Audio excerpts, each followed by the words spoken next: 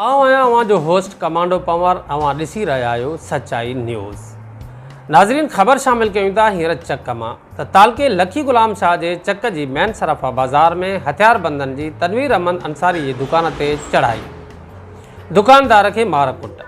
राब्तो करण ते तनवीर अंसारी ॻाल्हाईंदे चयो त असांजो पंहिंजे वेझे अज़ीज़ इशफ़ाक़ अंसारी सां प्लाट जे मालिकीअ तां मसइलो हलंदड़ आहे, जंहिंजो कोर्ट में केस पिणु हलंदड़ आहे, जंहिंजो अञा फ़ैसिलो बि न आयो त हेॾां अॼु गुलमहर ऐं अब्दू वासी इनामुल्लाह महर समेत हथियारबंदनि दुकान ते हमिलो करे मार कुट कई आहे ऐं दुकान ख़ाली करण जूं धमकियूं ॾींदे चयो आहे त हीअ दुकान असां ख़रीद कया आहिनि, तव्हां पंहिंजो सामान हितां कढो।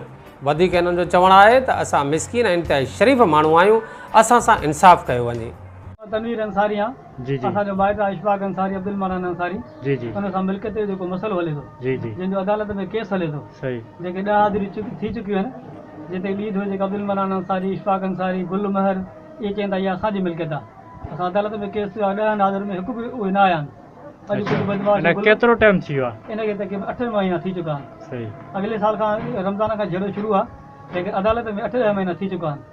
अदालत में असां केस कयो आहे, कानूनी जेको तरीक़ो इख्तियार कयो आहे, अदालत में ॿई धुरियूं अचनि, ॿई धुरियूं जेको पंहिंजा कागज़ वग़ैरह पेश कनि, जेको अदालत पेश जेको फ़ैसिलो करे सही, बजाए उनजे जेको आहे अब्दुल मनान अंसारी, इशफ़ाक़ जेको अंसारी, ॿ बदमाश गुलमहर, इनाम महर अब्दू जो ऐं जेका 2 ॿिया बदमाश हुया, हथियार खणी आया आहिनि, पिस्तौल खणी आया आहिनि, फायरिंग कई अथऊं, हथौड़ा खणी ताला भॻा अथऊं ऐं असांखे जेको मोतबार धमकी ॾिनी। अच्छा, तव्हां पुलिस ॾे विया हो? असांजी पुलिस ॾे विया आहियूं, पुलिस ॾे असां कंप्लेन कराई। छा थो चवे SHO?